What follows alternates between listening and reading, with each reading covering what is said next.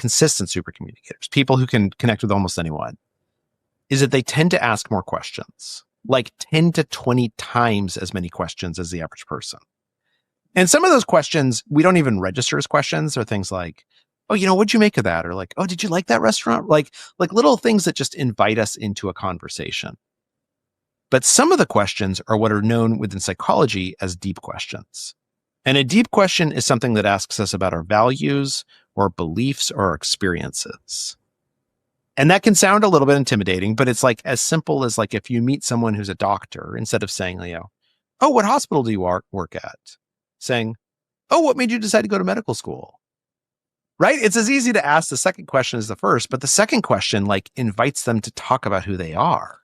It's a deep question. It doesn't appear like a deep question, but it allows you to have a real conversation. So this is the first skill.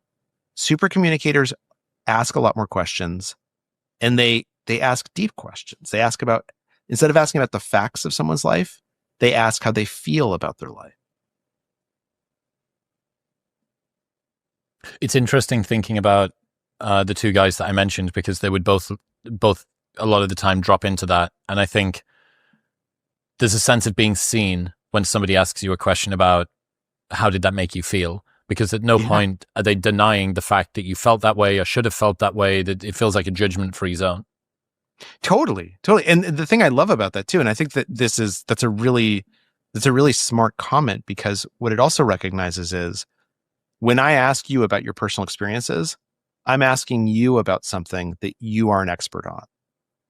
And so let's say we're having a political debate and we disagree with each other, and I've got all my facts in my pocket and